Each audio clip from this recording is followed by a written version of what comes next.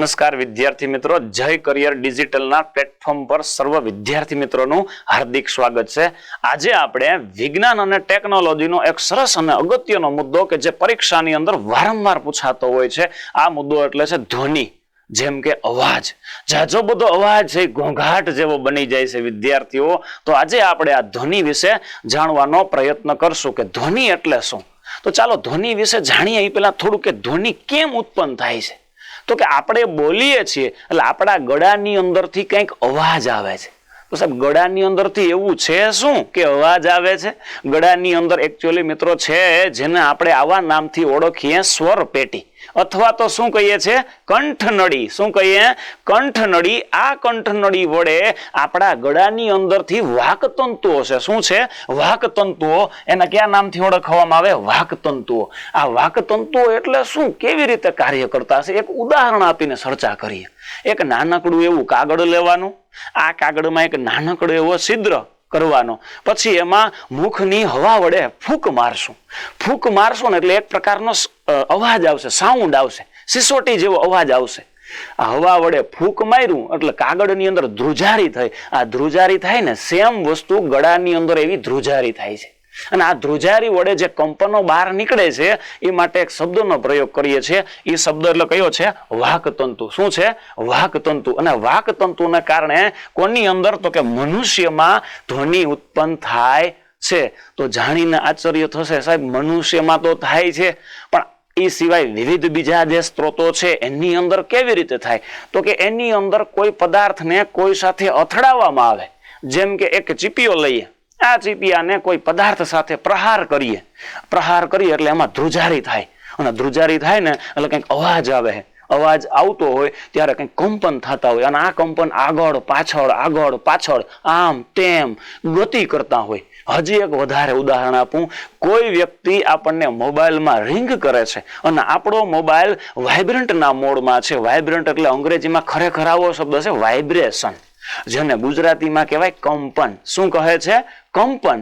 ત્યારે રિંગ ન આવતા ધ્રુજારી આવે છે। શું આવે છે? ધ્રુજારી આવે છે। આને એક વિજ્ઞાનની ભાષામાં કહે છે કંપન। શું કહે છે?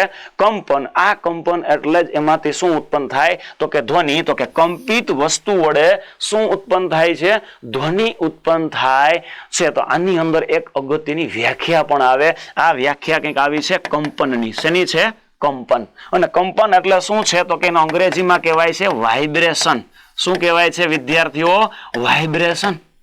અને આ કંપન એટલે શું? 4 ઓપ્શન આપેલા હોય અને એની અંદર આપણે વ્યાખ્યા પણ પૂછી શકે ડેફિનેશન રૂપે કે નીચે આપેલા વિધાનો ચકાસો। તો આ કંપનની વ્યાખ્યા કંઈક વિદ્યાર્થીઓ આવી રીતે બનશે, પદાર્થની આમ તેમ પ્રશ્ન થાય સાહેબ આમ તેમ એટલે શું? તો કે આગળ અને પાછળ અથવા તો આમ તેમ થતી ગતિને શું કહે છે? કંપન કહે છે। પદાર્થની આમ તેમ કે આગળ પાછળ થતી ગતિને કંપન કહે છે। આની વ્યાખ્યા પણ પ્રશ્ન રૂપે પૂછાઈ શકે કે ધ્વનિ છે એ કેવી રીતે ઉત્પન્ન થાય છે? તો કે મનુષ્યમાં સ્વરપેટી કે કંઠનળી વડે, બીજો ઓપ્શન વાકતંતુ વડે, જ્યારે ત્રીજો ઓપ્શન કે કોઈ વસ્તુને બીજા સાથે પ્રહાર કરવાથી કંપન થાય છે ત્યારે, અને ચોથું કંપન એટલે પદાર્થની આગળ પાછળ કે આમ તેમ થતી ગતિને કંપન કહે છે। આવા 4 મુદ્દાઓ લખી પછી પ્રશ્ન હોઈ શકે કયું વિધાન સાચું છે, કયું વિધાન સાચું છે, કયું વિધાન સાચું નથી। હવે વિદ્યાર્થીઓનો પ્રશ્ન થશે કે ધ્વનિ તો ઉત્પન્ન થયો, આ ધ્વનિને ફેલાવવા માટે શું થશે? તો કે ધ્વનિને ફેલાવવા માટે માધ્યમ જોશે। શું જોશે?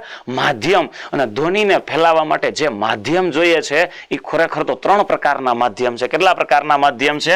3 પ્રકારના માધ્યમો આવેલા છે। કોના ફેલાવવા માટે? ધ્વનિને ફેલાવવા। આ 3 પ્રકારના માધ્યમો કંઈક વિદ્યાર્થીઓ આવા છે। એક માધ્યમનું નામ છે ઘન, બીજાનું નામ છે પ્રવાહી, અને ત્રીજું માધ્યમ છે જેનું કંઈક નામ છે વાયુ। અને જેના વિદ્યાર્થીઓ તમે અંગ્રેજીમાં આવા કંઈક નામથી ઓળખો છો, ઘન એટલે કે સોલિડ, અને પ્રવાહી એટલે લિક્વિડ, અને વાયુ એટલે શું કહેવાય? તો કે ગેસ। આ 3 માધ્યમમાં શું ધ્વનિ એક સરખો પ્રસરે છે? નહીં, દરેકની અંદર ધ્વનિ છે અલગ અલગ રીતે પ્રસરણ પામે છે. પ્રસરણ પાછો શબ્દ નવો આવ્યો. પ્રસરણ એટલે શું? સાદી ભાષામાં કહીએ કે ફેલાવવું. હું અત્યારે જે બોલું છું એ તમે જે લોકો સાંભળો છો એક માધ્યમ દ્વારા, ત્યારે જે અવાજ ફેલાણો, ત્યારે જે માધ્યમ હતું ને સરળમાં સરળ અવાજને ફેલાવવા માટે, એ કયું માધ્યમ હતું? વાયુ. વાયુ અથવા તો હું આવી રીતે પણ જનરેટ કરી શકું કે આ માધ્યમ છે એને હું કેના નામથી ઓળખું છું? ઘન પ્રવાહી અને વાયુ. અને આની અંદરનું પહેલું જ માધ્યમ તો કે ધ્વનિને ફેલાવવા માટે, ધ્વનિને ફેલાવવા માટે સૌથી સરળ માધ્યમ, ધ્વનિને ફેલાવવા માટે સૌથી સરળ માધ્યમ હવા છે. કયું માધ્યમ છે? હવા. વિદ્યાર્થીઓ જાણીને થશે કે હવા એટલે શું? તો કે વાયુ. શું કહેવાય? વાયુ. વાયુની અંદર સૌથી સરળ છે ધ્વનિને ફેલાવવું.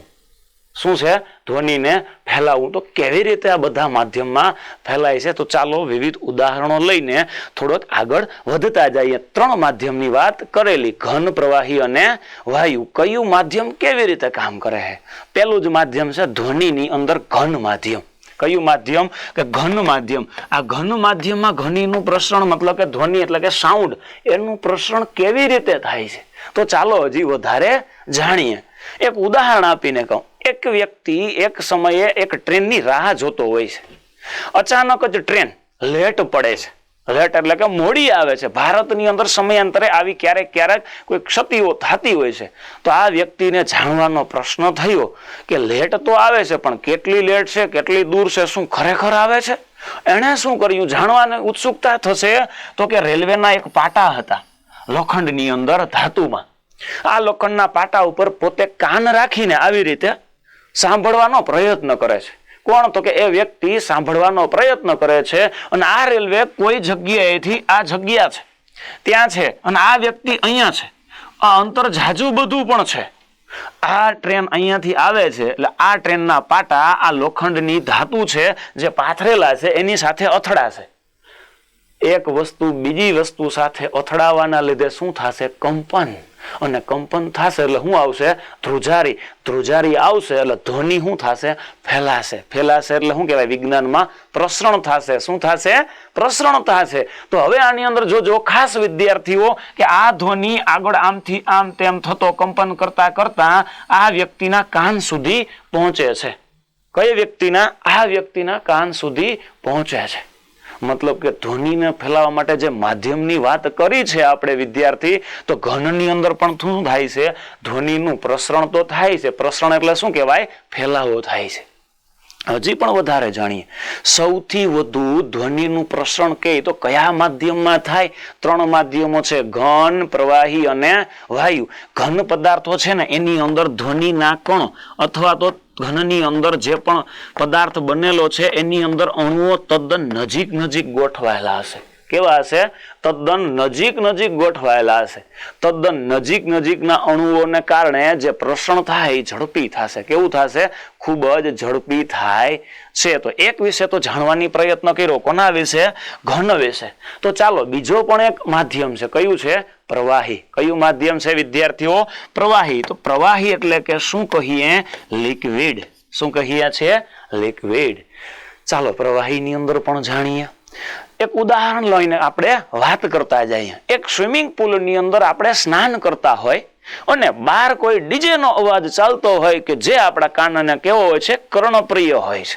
આ ડીજે નો અવાજ સાંભળીએ છીએ ત્યારે આપણે જો સ્વિમિંગ પુલની અંદર ડૂબકી મારીએ છીએ ત્યારે જે ધ્વનિ છે એ કંપન થઈ આપણા કાન સુધી આવે છે. ત્યારે ઘનની અંદર જેટલા પ્રસરણ થઈને કાન સુધી પહોંચતા હોય એટલા વાયુની અંદર નહીં આવે. મતલબ કે વાયુની અંદર ધ્વનિ છે એનું પ્રસરણ. આ એક સ્વિમિંગ પુલ છે, એની અંદર આપણે શું કરીએ છીએ? એક વ્યક્તિ છે એ સ્નાન કરે છે અને અહીંયા કોઈ ડીજે છે કે જેમાંથી ધ્વનિ છે ઉત્પન્ન થાય છે અને ફેલાય છે. અને આમાંથી વગડી અવાજ, મતલબ કે અવાજ ઉત્પન્ન થઈ આગળ તરફ ફેલાતો હોય ત્યારે આના કાન સુધી પહોંચે તો છે, પરંતુ ઘન જેટલો આવતો નથી.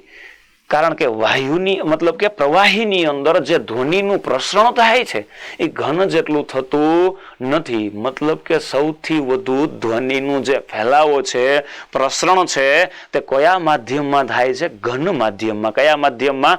ઘન માધ્યમમાં થાય છે. હજી પણ એક માધ્યમ બાકી છે વિદ્યાર્થીઓ, જે સૌથી સરળ માધ્યમ હોય ને ફેલાવા માટેનું. અત્યારે જે આપણે વાતચીતનો દોર ચાલુ છે, એક માધ્યમનો દોર ચાલુ છે. એ માધ્યમ એટલે કયું છે? હવાનું માધ્યમ. કયું માધ્યમ કહેવાય છે એને? હવાનું માધ્યમ, અથવા તો હું એને વાયુ માધ્યમ તરીકે પણ ઓળખીશ. કયા માધ્યમની અંદર? વાયુ. વાયુને આપણે શું કહીએ છીએ? ગેસ. શું કહીએ છીએ? કે ગેસ. આની અંદર પણ ધ્વનિનું શું થાય છે? પ્રસરણ થાય છે. અને સૌથી સરળમાં સરળ જો માધ્યમ હોય પ્રસરણ માટે કોણ છે? તો કે વાયુ. સૌથી સરળ માધ્યમ છે. સૌથી સરળ માધ્યમ જો હોય ધ્વનિ ફેલાવા માટેનું તો કોણ છે? વાયુ. તો સાહેબ વાયુની અંદર ધ્વનિ છે કેટલી ઝડપથી ફેલાતો હશે? તો ચાલો એના વિશે વધુ જાણવાનો પ્રયત્ન કરીએ. તો કે વાયુની અંદર હું ત્રણના ઉદાહરણ આપું છું જનરલી.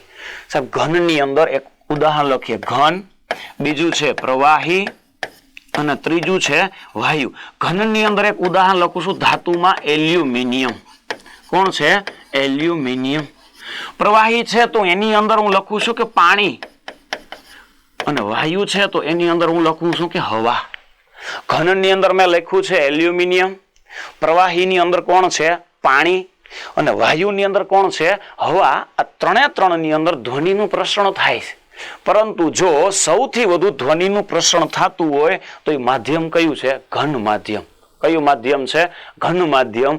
જ્યારે સૌથી ઓછું ધ્વનિનું પ્રસરણ જો કોઈ માધ્યમ અને સરળ માધ્યમ હોય તો એ કયું છે? હવાની અંદર. કયાની અંદર? હવાની અંદર. તો મિત્રો આની અંદરથી પણ એક આવો પ્રશ્ન બની શકે છે કે ધ્વનિને ફેલાવા માટે સૌથી સરળ માધ્યમ નીચે આપેલ પૈકી કયું છે? ઘન, પ્રવાહી, વાયુ કે એક પણ નહીં? તો 4ની અંદરથી એક પ્રશ્નનો જવાબ આપણે મળી શકે છે વિદ્યાર્થીઓ. હાવ સરળ જવાબ છે. જેમ કે એની અંદર જવાબમાં શું આવશે? તો કે હવા. શું આવશે? હવા. આને જગ્યાએ આવો પણ પ્રશ્ન બની શકે છે કે ધ્વનિનું પ્રસરણ નીચે આપેલ પૈકી કયા પદાર્થમાં સૌથી ઝડપથી થાય છે? ઓપ્શન આ મુદ્દાઓને ધ્યાનમાં રાખીને હાવ સરળ છે, આવડી જાય. ઓપ્શન એ લોખંડ, option B kerosene, option C હવા, કે ઓપ્શન ડી શૂન્ય અવકાશ. ફરીથી પ્રશ્ન રિપીટ કરું કે ધ્વનિનું પ્રસરણ સૌથી ઝડપથી કયા માધ્યમમાં થાય છે? પ્રયત્ન કરી શકો છો અને આની અંદર સરસ મજાનો જવાબ આવે છે. જેમ કે સૌથી વધુ ધ્વનિનું પ્રસરણ થતું હોય એવું માધ્યમ કયું છે? ઘન. તો ઘનને રિલેટેડ એક ઓપ્શન હતો. કોણ હતો? લોખંડ. કોણ હતો? લોખંડ. તો આપણે આની અંદરથી જાણવાનો પ્રયત્ન તો કર્યો જ કે ત્રણની અંદરથી કોની અંદર છે એ માધ્યમમાં ઝડપથી ફેલાય? તો કે ઘનની અંદર, પ્રવાહીની અંદર, અને પછી વાયુમાં. આ ત્રણમાંથી કોણ છે સૌથી વધુ? ઘનની અંદર ફેલાય છે. કોની અંદર? ઘનની અંદર. તો હજી જાણવાની ઉત્સુકતા આપણને થશે કે ક્યારે તાપમાન વધે તો કઈ ફેરફાર થાય? શિયાળામાં કઈ ધ્વનિમાં ફેરફાર થાય? હા, આ ખાસ મુદ્દો અગત્યનો હતો. તમને હાલની અંદર પરીક્ષામાં આ મુદ્દાની અંદરથી વધારે પ્રશ્ન પૂછાતા હોય. કેવી રીતે? ચાલો એ પણ જાણીએ કે સાહેબ ધ્વનિ પર તાપમાનની અસર કેવી રીતે થાય છે? ધ્વનિ પર કોની અસર? તો કે તાપમાનની. ધ્વનિ પર તાપમાનની શું અસર થાય છે? તાપમાન એટલે વિદ્યાર્થીઓ શું કહીએ આપણે? ટેમ્પરેચર. શું કહીએ છીએ? ટેમ્પરેચર. જેમ કે 3 ઋતુઓ છે, ઉનાળો, શિયાળો અને ચોમાસું. આ ત્રણેયની અંદરથી સૌથી જો ઠંડી ઋતુ આપણે ગણીએ તો શિયાળો છે, જેની અંદર ધ્વનિનું પ્રસરણ સૌથી ઓછું થશે. ખાસ અગત્યનો મુદ્દો. મતલબ કે જો ગરમી હોય તો ધ્વનિનું પ્રસરણ વધુ થાય? હા, કેવી રીતે? ચાલો એ પણ જાણતા જઈએ. જેમ કે ગરમીની અંદર જાણતા જઈએ તો કે હવા છે એની અંદર હાલમાં ધ્વનિ છે એનું પ્રસરણ થતું હોય. શું થતું હોય? ધ્વનિનું પ્રસરણ એટલે કે ફેલાવો. તો કેટલા તાપમાને કેટલો ધ્વનિનો વેગ હશે? કેટલા તાપમાને ધ્વનિનો કેટલો વેગ હોય છે? કેટલા તાપમાને ધ્વનિનો કેટલો વેગ હોય? તો એના વિશે જાણતા જઈએ કે ધ્વનિનું પ્રસરણ છે એ કોના ઉપર આધાર રાખે છે? તાપમાન પર. કોના પર આધાર રાખે છે? તાપમાન પર આધાર રાખે છે. આ ધ્વનિની અંદર ખાસ યાદ રાખતું જવું. એક મુદ્દો જાણતા જઈએ. વિશેષ માહિતી આના વિશે ધ્વનિના વેગની અંદર પણ જાણીશું પાછા. ધ્વનિનો વેગ અથવા તો ધ્વનિની ઝડપમાં પણ જાણશું, પણ આની અંદર આ ટોપિક પણ જાણવાનો પ્રયત્ન કરીએ. ચાલો હજી જાણીએ. ધ્વનિનું પ્રસરણ છે 0 સેલ્સિયસ તાપમાન હોય, 22 સેલ્સિયસ તાપમાન હોય અને 24 સેલ્સિયસ તાપમાન હોય. આ ત્રણેયની અંદર ધ્વનિનું પ્રસરણ અલગ અલગ માધ્યમમાં અને અલગ અલગ વેગમાં થાય છે. મતલબ કે 0 સેલ્સિયસે ધ્વનિનો વેગ અલગ હોય, 22 સેલ્સિયસે પણ અલગ હોય અને 24 સેલ્સિયસે પણ ધ્વનિનો વેગ શું હોય છે? અલગ અલગ હોય છે. આ ધ્વનિ એટલે ફરીથી થોડા મુદ્દાઓ રિપીટ કરીએ, આગળ વધતા જઈએ વિદ્યાર્થીઓ. તો કે મનુષ્યમાં શેના કારણે? વાકતંતુના કારણે. શેના કારણે? વાકતંતુના કારણે. અને બીજું અન્ય પદાર્થોમાં તો કે એક પદાર્થ બીજા પદાર્થ સાથે શું કરવાથી?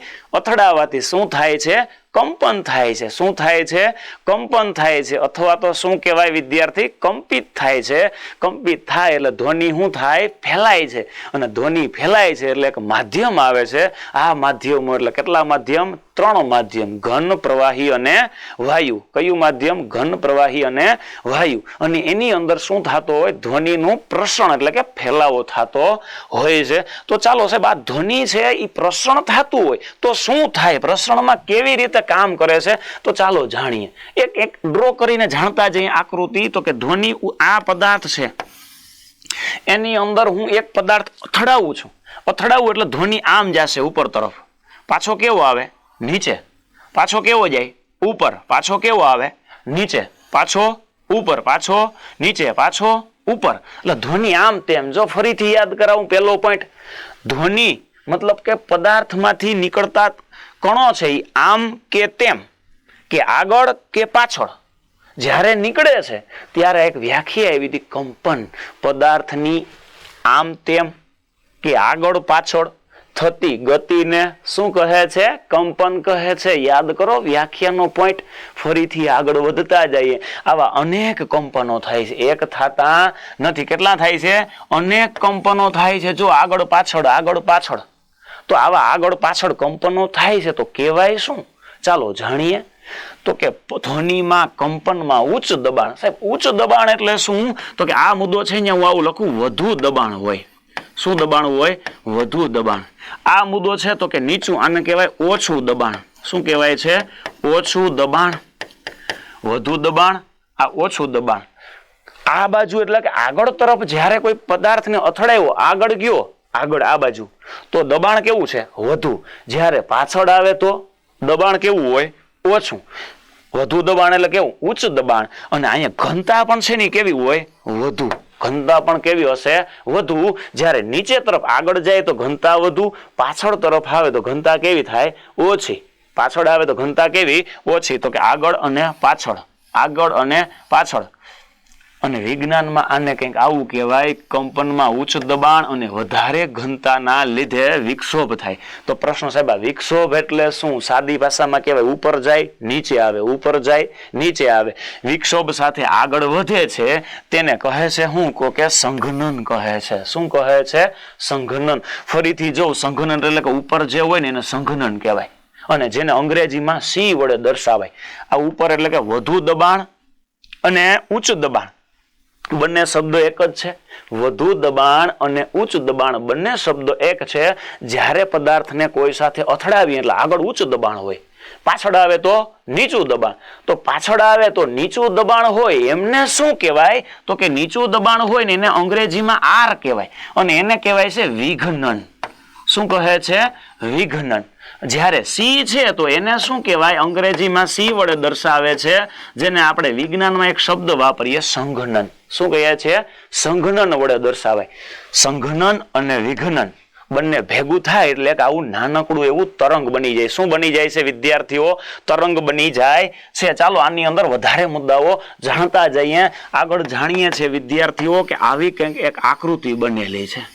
શેને કારણે? સંઘનન અને વિઘનનના કારણે. તમે આવી આકૃતિ જનરલી હોસ્પિટલમાં દાખલ થયેલા દર્દીઓમાં એક ECG નામનું ઉપકરણ હોય ને ત્યાં જોયેલી હશે. ત્યારે એનો શ્વાસની ગતિ છે એ નોંધી અથવા તો હૃદયના ધબકારાઓ છે એની આકૃતિ નિહાળવા માટે એક ઉપકરણ હોય છે હોસ્પિટલમાં, જેના વિદ્યાર્થીઓ આપણે શું કહીએ છીએ? ECG. શું કહીએ છીએ? ECG નામનું ઉપકરણ. આ ઉપકરણની અંદર કંઈક આવી આપણે તરંગ રૂપે આકૃતિ આમ જોતા હોય છે. શેના રૂપે? તરંગ રૂપે આકૃતિ જોઈએ છે. ચાલો થોડીક વધારે જાણીએ. ઉચ્ચ દબાણ હોય તો એને C એટલે કે શું કહેવાય છે? સંઘનન. શું કહેવાય છે? સંઘનન. જ્યારે નીચું દબાણ હોય, કયું દબાણ હોય વિદ્યાર્થીઓ? નીચું દબાણ હોય તો એને શું કહેવાય? વિઘનન. શું કહેવાય? વિઘનન. બંને શબ્દો જાણ્યા.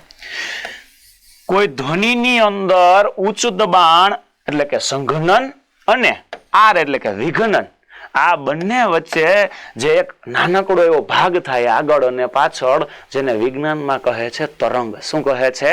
તરંગ. વિદ્યાર્થીઓ શેના વડે ઓળખવામાં આવે? તરંગ. એટલે કે અંગ્રેજીમાં કહેવાય વેવ. શું કહેવાય? વેવ. એટલે આમથી આમ ગતિ થાય. હવે આના વિશે વધારે પણ થોડું જાણતા જઈએ તો આ બંને વચ્ચેનું અંતરને હું R વડે પણ દર્શાવી શકું, અથવા તો અંગ્રેજીમાં ડિસ્ટન્સ વડે પણ દર્શાવી શકું. પરંતુ અહીંયા તરંગને ધ્યાનમાં રાખીને આપણે એમના વિશે ઉલ્લેખ કરવાનો છે. તો ચાલો થોડું વધારે જાણીએ. પદાર્થની આમ તેમ થતી ગતિને કંપન કહે છે. શું કહે છે? કંપન કહે છે. જ્યારે સંઘનન અને વિઘનન, એક વ્યાખ્યા બીજી પણ આની અંદર વિદ્યાર્થીઓ બનતી જશે કે બે ક્રમિક સંઘનન. સાહેબ ક્રમિક એટલે શું? તો કે આ C છે અને આ પણ C છે. એક C અને બીજો C, વચ્ચે શું આવે છે? પેલા R. આ બંને C ને સંઘનન કહેવાય. આ R અને આ R ને શું કહેવાય? વિઘનન. વિઘનન એટલે કેવું દબાણ હોય? નીચું. સંઘનન એટલે કેવું દબાણ હોય વિદ્યાર્થી? ઊંચું. ઊંચું અને નીચું દબાણ એક તરંગની રચના કરે છે. શેની રચના કરે છે? એક તરંગની. તો આ તરંગની લંબાઈ ગણવી હોય તો કેવી રીતે ગણવી? તો કે બે સંઘનન વચ્ચેનો જે વિસ્તાર હોય અથવા તો બે વિઘનન વચ્ચેનો જે વિસ્તાર હોય એમને તરંગ લંબાઈ કહે છે. શું કહે છે? તરંગ લંબાઈ કહે છે. તો ચાલો તરંગ લંબાઈ વિશે જાણવાનો પ્રયત્ન કરીએ. તો કે બે ક્રમિક સંઘનન અને બે ક્રમિક વિઘનન. બે ક્રમિક સંઘનન કે બે ક્રમિક વિઘનન વચ્ચેના વિસ્તારને તરંગ લંબાઈ કહે છે. શું કહે છે વિદ્યાર્થીઓ? તરંગ લંબાઈ કહે છે. સાહેબ તરંગની પણ લંબાઈ હોય છે? હા. એક પ્રવૃત્તિ યાદ કરાવું. ભણતા ત્યારે નાના હોય તો ગામની અંદર એક નદી હોય છે, ત્યાં જઈએ. આ નદી ઉપર જઈ રિસેસના સમયમાં બાળકો બધા પથ્થર લે છે અને નદીની અંદર 1 બાય 1 આ પથ્થરને શું કરે છે? ઘા કરે છે. એટલે નદીની અંદર એક 1 બાય 1 પથ્થર છે આમ તેમ ગતિ કરીને એક નાનકડા એવા શેની રચના કરે છે? તરંગની રચના કરે છે. આ તરંગમાં ઉપર આવે છે તો ઊંચું દબાણ, પાણીની અંદર જાય છે તો કેવું દબાણ? નીચું દબાણ. ઊંચું અને નીચું બંને ભેગું થાય તો આપણે જેને એક તરંગ કહીએ છીએ. અને આ બંને વચ્ચેનો જે વિસ્તાર હોય વિદ્યાર્થીઓ, અને શેના વડે દર્શાવવામાં આવે? તરંગ લંબાઈ. અને વિદ્યાર્થી તરંગ લંબાઈને અંગ્રેજીમાં શું કહેવાય છે? Wave length. શું કહેવાય છે? Wave length. તરંગ લંબાઈને અંગ્રેજીમાં વેવ લેન્થ વડે દર્શાવવામાં આવે છે. હજી પણ તરંગ લંબાઈ વિશે જાણીએ. તરંગ લંબાઈને પેલા અક્ષર W છે એટલે એનો સંજ્ઞા W નથી હો. તો કઈ સંજ્ઞા છે એના વિશે જાણવાની ઉત્સુકતા આપણને પણ થશે. કઈ સંજ્ઞા છે? એને ગ્રીક ભાષામાં, કઈ ભાષામાં? ગ્રીક ભાષામાં લેમ્બડા વડે દર્શાવવામાં આવે. શબ્દ જાણીને નવો લાગશે પરંતુ જરાય ગભરાવાની જરૂર નથી. કઈ ભાષાની વાત કરી મેં વિદ્યાર્થીઓ? ગ્રીક ભાષા. ગ્રીક ભાષામાં તરંગ લંબાઈને શેના વડે? લેમ્બડા વડે. ઉલટો વાય કહેવાય. શું કહેવાય? ઉલટો વાય. પરીક્ષામાં એવું ન લખેલું હોય ઉલટો વાય. પરીક્ષામાં આવો શબ્દ લખેલો હશે લેમ્બડા. તરંગ લંબાઈને ગ્રીક ભાષામાં શેના વડે દર્શાવવામાં આવે છે? શેના વડે દર્શાવાય છે? લેમ્બડા વડે દર્શાવાય છે વિદ્યાર્થી આપણે સરસ મજાની એક વ્યાખ્યા જાણી કઈ છે તરંગ લંબાઈ. શેના વિશે? તરંગ લંબાઈ વિશે. સાહેબ આ તરંગ લંબાઈ છે એને માપવા માટે પ્રચલિત એકમો કયા છે? લંબાઈ કેવાય મીટરમાં મપાય. શેના વડે મપાય? મીટરમાં મપાતું હોય છે. શું મપાતું હોય છે? તો કે તરંગ લંબાઈ કેની અંદર મપવામાં આવે છે? મીટરની અંદર માપવામાં આવે છે. તો ચાલો વધારે જાણતા જઈએ. જો એક વ્યાખ્યા એવી આપણે હમણાં જ જાણી, સંઘનન અને વિઘનનના સ્વરૂપને શું કહેવાય? ધ્વનિ તરંગ કહે છે. આપણે વિજ્ઞાનની ભાષામાં વ્યાખ્યા હમણાં જ લખી. આગળના મુદ્દામાં બે ક્રમિક સંઘનન અને વિઘનનના સ્વરૂપને કે વિસ્તારને શું કહે છે? ધ્વનિ તરંગ કહે છે. શું કહે છે? ધ્વનિ તરંગ કહે છે. અને એની અંદર આપણે વાત કોના વિશે કરતા હતા વિદ્યાર્થીઓ? તરંગ લંબાઈ વિશે. શેના વિશે વાત કરી? તરંગ લંબાઈ. તો તરંગ લંબાઈનો એકમ શું છે? ભારતની અંદર અલગ અલગ રીતે માપે છે. એક તો હું મીટર પણ કહું, સેન્ટીમીટરમાં પણ માપે, કિલોમીટરમાં પણ માપે, પણ તરંગો જેવડા મોટા હોય એના આધારે એનો એકમ નક્કી કરવામાં આવે છે. પરંતુ ભારતની અંદર ઘણા બધા એકમો પૈકી મીટર, સેન્ટીમીટર, કિલોમીટર, નેનોમીટર, નવો શબ્દ જાણીને પણ થશે. કયો શબ્દ? નેનોમીટર. અને એક બીજો પણ એકમ છે એંગસ્ટ્રોમ. કયો એકમ છે? એંગસ્ટ્રોમ. જાણીને થશે કે આવું નવું ક્યાંથી લઈ આવીએ છીએ મિત્રો? પાઠ્ય પુસ્તક છે. શું છે? પાઠ્ય પુસ્તક. ધોરણ 8, 9 અને 11 સાયન્સની અંદર એક ચેપ્ટર આવે છે ધ્વનિ. આની અંદરથી આવા બધા મુદ્દાઓ આપણે લીધેલા હોય છે. અને નવી પરીક્ષાની અંદર નવી મેથડો આવે છે ત્યારે કંઈક આવા પ્રશ્નોને લેવામાં આવતા હોય છે. અને આના વિશે આપણે જાણકારી મેળવવાનો શું કરીએ? પ્રયત્ન કરીએ છીએ વિદ્યાર્થીઓ. ચાલો વધારે જાણીએ. એક તો મીટરમાં મપાય, સેન્ટીમીટરમાં મપાય, કિલોમીટરમાં પણ મપાય. બીજો શેમાં મપાય? નેનોમીટરમાં અને એંગસ્ટ્રોમમાં. તો જાણીને થશે નેનોમીટર એટલે શું? તો કે 1 નેનોમીટર બરાબર 10⁻⁹ મીટર થશે. નેનોમીટર છે નાનો એકમ છે. 1 નેનોમીટર એટલે 10⁻ કેટલા છે? 9 મીટર. બીજો પણ એક એકમ છે એની બાજુમાં જ પેલો કયો? એંગસ્ટ્રોમ. એંગસ્ટ્રોમ એટલે કોણ? તરંગ લંબાઈ વિશે જેમણે માહિતી આપી એ વૈજ્ઞાનિકને આપણે શેના વડે ઓળખીએ છીએ? એંગસ્ટ્રોમ તરીકે ઓળખીએ છીએ. તો વિદ્યાર્થીઓ 1 એંગસ્ટ્રોમ બરાબર 10⁻⁻ શું થાય છે? મીટર. 1 એંગસ્ટ્રોમ બરાબર કેટલા મીટર છે? તો કે 10⁻⁻. 1 નેનોમીટર એટલે 10⁻⁹. જો આની અંદરથી એક પ્રશ્ન પણ બને હો, એક જોડકા રૂપે નેનોમીટર આવ્યું, એંગસ્ટ્રોમ આવ્યું, એક બીજું લખું 1 કિલોમીટર બરાબર ખાલી જગ્યા મીટર, 1 સેમી બરાબર ખાલી જગ્યા. આવા 4 મુદ્દા બનાવી એક ગાણિતિક એકમનો પ્રશ્ન પણ પૂછતા હોય છે. ખાસ યાદ રાખવું. ખાલી એકલું આવડે એટલું કાફી નથી. જાજા બધા મુદ્દા એડ કરીને પ્રશ્ન બનાવે છે. જેમ કે નેનોમીટર જાણ્યું, એંગસ્ટ્રોમ જાણ્યું, તો 1 કિલોમીટર એટલે કેટલા? તો કે 1 કિલોમીટર એટલે 10⁻³ મીટર, એટલે કે 1000 મીટર. 1 સેમી એટલે શું? તો કે સ્કેલની અંદર 1 સેમીમાં લખ્યા હોય 10 કાપા. એ 10 કાપા એટલે શું? તો કે 1 સેમીમાં 10 mm. શું હોય? 10 mm હોય છે. આપણે તરંગ લંબાઈની અંદર એકમ જાણતા હતા, તેમાં જાજા બધા એકમો વિશે પણ શું કર્યું? જાણવા માટેનો શું કર્યું? પ્રયત્ન કર્યો છે વિદ્યાર્થીઓ. શું કર્યો છે? પ્રયત્ન કર્યો છે. તો જાણીને થશે કે આ બધું કોણ છે આવો વૈજ્ઞાનિક કે જે આ બધી માહિતી આપે છે? આ બધી માહિતી આપનાર એવો વૈજ્ઞાનિક કોણ છે કે જે આપણને માહિતી પ્રદાન કરે? આ વૈજ્ઞાનિક છે ભારતનો નથી. ભારતનો નથી. આ વૈજ્ઞાનિકનું નામ છે એલેક્ઝાન્ડર ગ્રેહામ બેલ. કોણ છે? એલેક્ઝાન્ડર ગ્રેહામ બેલ. આ વૈજ્ઞાનિકનું નામ વિદ્યાર્થીઓ કંઈક આવું છે, એલેક્ઝાન્ડર ગ્રેહામ બેલ. એલેક્ઝાન્ડર ગ્રેહામ બેલ. એને શું કર્યું? તો કે ધ્વનિ વિશે. શેના વિશે વિદ્યાર્થી? ધ્વનિ વિશે માહિતી આપી. ધ્વનિને એટલે આપણે શું કહીએ? એને સાઉન્ડ પણ કહીએ, અવાજ પણ કહીએ. ધ્વનિની પ્રબળતા વિશે પણ માહિતી આપી. પ્રબળતા વિશે પણ જાણવાનો ધીરે ધીરે પ્રયત્ન કરતા જઈએ. ધ્વનિ વિશે માહિતી તો આપી, સાથે સાથે આ વૈજ્ઞાનિકો વિશે પણ ઘણીવાર પરીક્ષામાં પૂછાતું હોય તો વિદ્યાર્થીઓ જય કરિયરના ઓનલાઈનના ડિજિટલ પ્લેટફોર્મની અંદર એમાં પણ ઇન્સ્ટાગ્રામમાં પણ તમને આવી નવી નવી શોધો છે ને એના વિશે આવા ચાર્ટો મળતા રહે છે. માટે એને તમે લાઈક અને સબસ્ક્રાઇબ પણ કરતા રહેજો. જેમ કે જો એક ચાર્ટની અંદર કંઈક વિવિધ વૈજ્ઞાનિકો કેવી રીતે યાદ રાખવા એ સરસ મજાનો ચાર્ટ કંઈક બનાવેલો છે. જો આપણે વાત હમણાં જ કરતા હતા ગ્રેહામ બેલ. કોની વાત કરતા હતા વિદ્યાર્થીઓ? ગ્રેહામ બેલ. એલેક્ઝાન્ડર ગ્રેહામ બેલ છે ને એને ટેલિફોનની પણ શોધ કરી. તમને યાદ કરાવું કે આણે ટેલિફોનની શોધ કેમ કર્યો? સરસ મજાની પ્રવૃત્તિ છે. એક લાંબી એવી દોરી લેવાની કે જે આપણે બટન ટાંકીએ છીએ ને માલો દોરો હોય ને તો દોરો લેવાનો. પછી બે બાજુ એક ચાનો કપ આવે ને તો કાગળનો એ કપ લેવાનો. બે કપમાં નાના નાના છિદ્રો કરવાના. જેમ કે બે કપમાં શું કરીએ, આ એક કપ છે એના કાંઈ દોરી લઈ અહીંયા સુધી લઈ આવીએ. આ દોરી છે અને અહીંયા એક વ્યક્તિ બોલે છે અવાજ. આ બોલે ને અવાજ એટલે આ દોરી છે ને એકદમ ટાઈટ રાખવાની.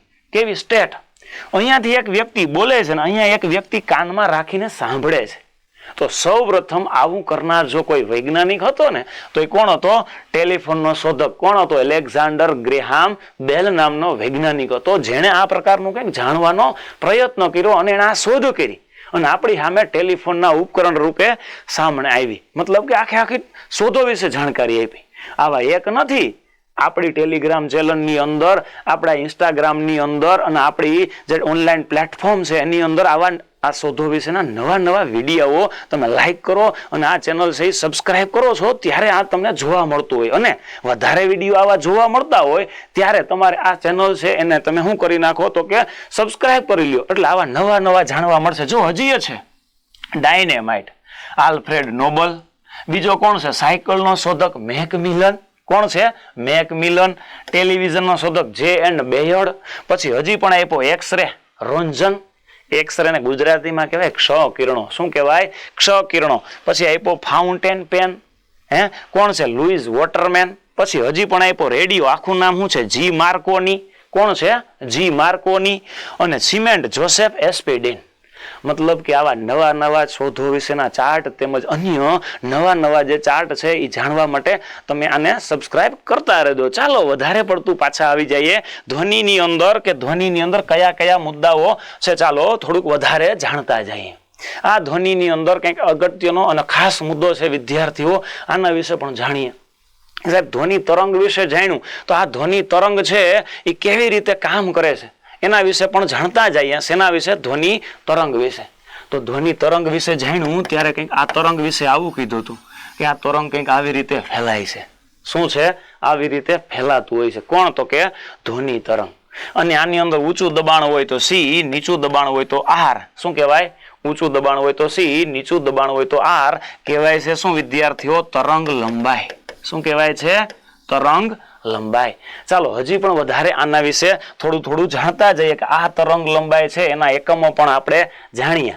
તો સાહેબ આ ધ્વનિ છે એ ફેલાણો તો ખરો, પણ ધ્વનિને ઓળખવા માટે છે શું નિશાની, એવું કંઈ ગુણધર્મ ને એવું કંઈ છે? તો કે હા, આમના ગુણધર્મો પણ છે. કોના છે? ધ્વનિના. આ ગુણધર્મ વિશે જાણીએ વિદ્યાર્થીઓ એ પહેલા તમે હાલની અંદર જય કરિયરની જે ઓનલાઈન ચેનલ છે એમાં એક CCA નો ઓનલાઈન વિડીયો કોર્સ મૂકેલો છે. શું મૂકેલો છે? ઓનલાઈન વિડીયો કોર્સ મૂકેલો છે અને એમની મહિનાની કંઈક 4 મહિનો છે એની ફી છે માત્ર 999 રૂપિયા. કેટલા રૂપિયા છે? 999 રૂપિયા ફી છે વિદ્યાર્થીઓ. આની અંદર તમને 1 2 નહીં પરંતુ 4 વિષયો શીખવવામાં આવશે. જે CCA પ્રિલિમની અંદર આવે છે જે પૈકીના 4 એટલે ગણિત છે, રીઝનિંગ છે, ગુજરાતી છે અને અંગ્રેજી છે. આ બધા વિશેના વિડીયો તમને કેટલા રૂપિયામાં? માત્ર 999 ની અંદર. કેટલા મહિના સુધી? 4 મહિના સુધી. વધારે કોઈને ઈચ્છા થાય તો 6 મહિનાની કંઈક 1299 છે. 1 વર્ષની વેલિડિટી કેટલી છે? 1599 છે. આ તમે જય કરિયર ઓનલાઈન જે ચેનલ છે એને સબસ્ક્રાઇબ કરજો અને બીજું તો એને ડાઉનલોડ કરી લેજો. એટલે આના વધારે વિડીયો તમને એની અંદર જોવા મળશે. તમે આ વિડીયો જોજો, પછી આ કોર્સ વિશે કંઈક આગળ જેવો લેવો હોય એ રીતે આગળ વધતા જાજો.